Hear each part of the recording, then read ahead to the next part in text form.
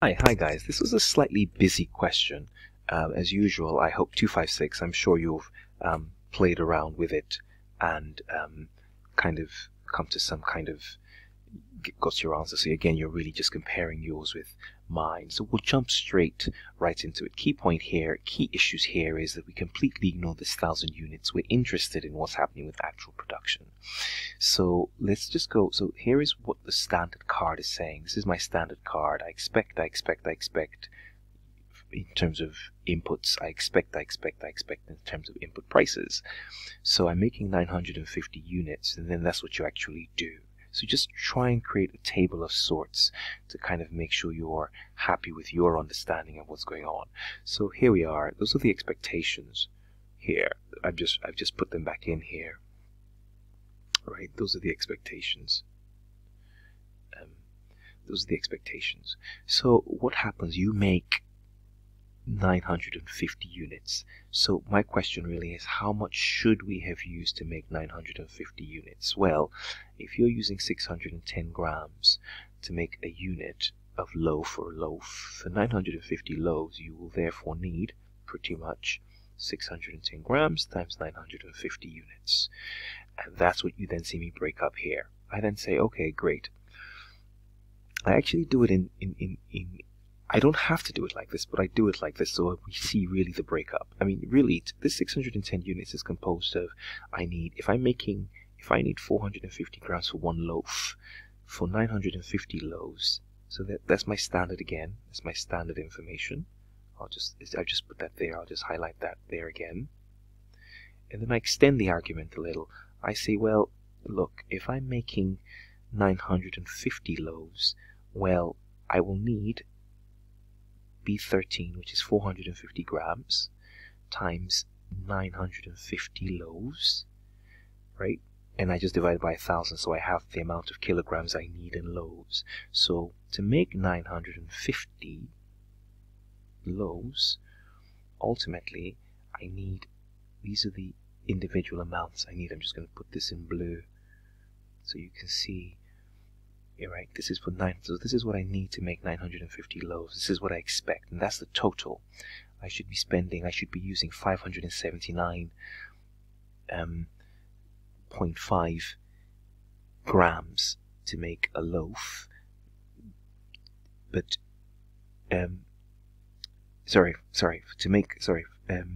kilograms, forgive me, because this is now in kilograms. So that's the amount I need for white flour. I mean, I can just copy and paste this over here from here to here, so that we're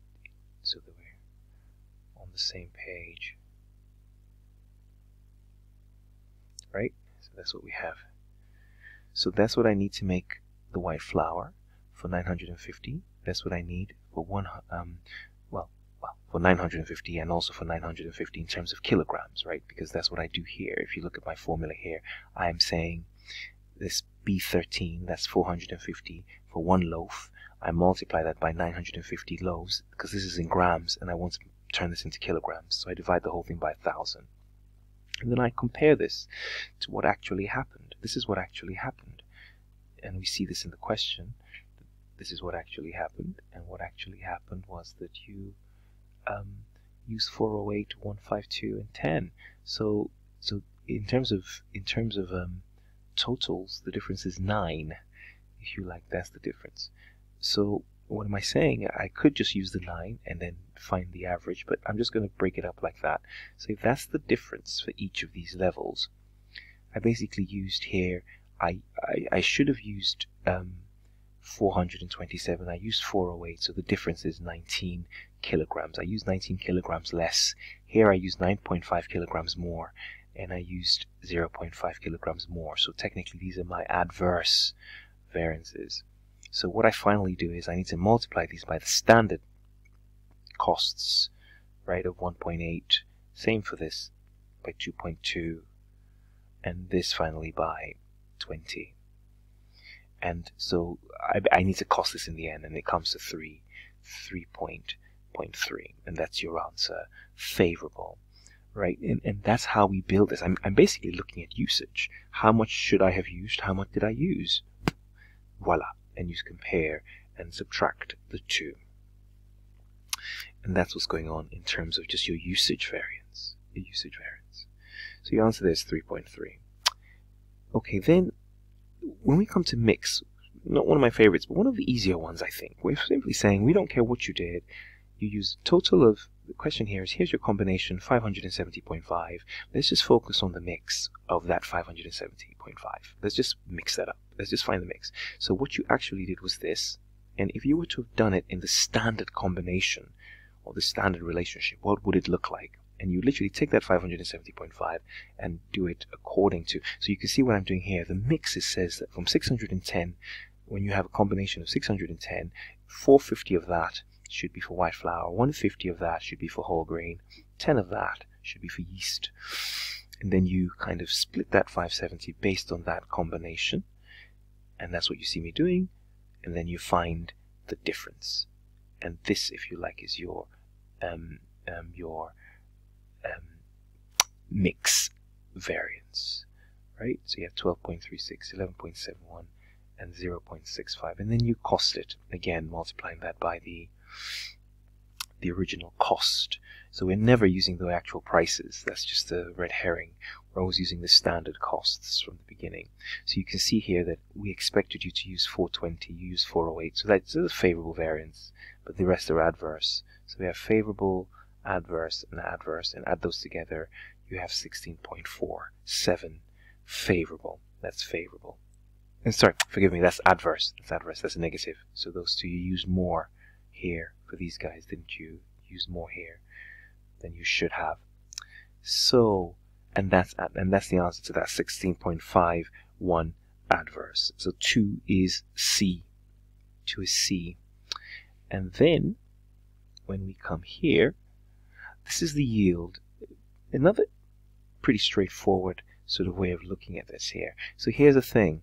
You did 570.5 kilograms. That's what you actually ended up doing. So that's that, really. Now the question here is, what should you have done to produce, to make 950 units? We've calculated this already. That's the 579. You should have used 579. That's what it is. And you used 570 to produce 950 units. You should have used 579, and you did 570 units. I've broken it up this way because I think it's also a good way to do it. Really, this is from the input point of view. What I'm saying here is that you have used 9, really ultimately you used 9 kilograms more than you should have. That's what you've done. You've used 9 kilograms more than you should have. This thing here, because we've been doing this now, and I want to move into this direction, especially when doing your questions. I'm basically doing these at both at the standard mixes. We talked about this in class. Both are now at standard. We're no longer comparing the mix variance, so we're not comparing actual mix with standard mix. Both are now at the standard mix, and we can now compare. And so typically you use 9 more than you should have, and I'm basically splitting. Look at that. That is equal to 9. Right? If I did the sum of that, I would get 9. That's the 9 that I'm basically splitting up which is still the same idea. If I take in 9 and split the 9 in that ratio of the combination, that's the same thing, right? If I split this 9 in the combination of 450 divided by 610 times 9, 150 divided by 610 times 9, 10 divided by 610 times 9, I will get these figures. Right? That's what's happening here. And then cost them again at the standard price. And then you get a difference of, if you like, a favorable difference of 19.77, because that's what you did in the end, right? You used 570 less, 9 less than you should have, or we were expecting you to use. So that's that. That's that one. So we have just 2 more questions to do in this section.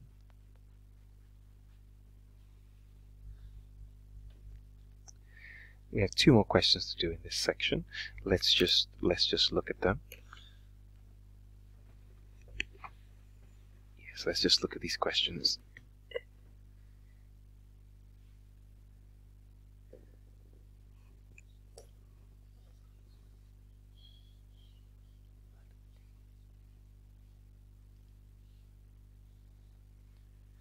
So, right.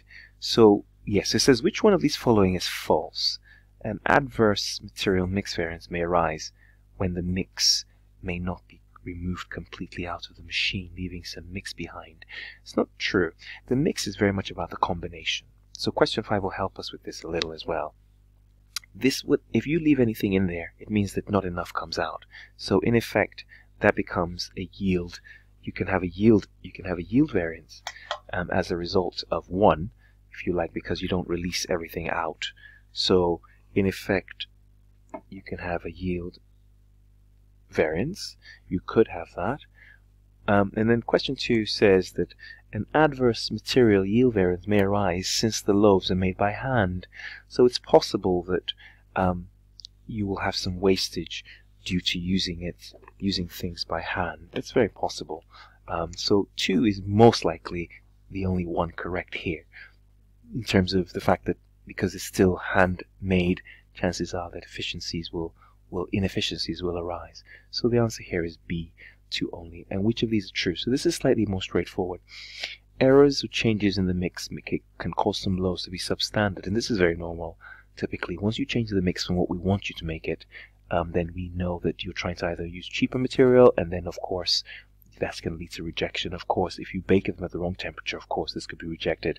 So both questions 1 and 2 are true. So the answer here is C. Cool, great stuff.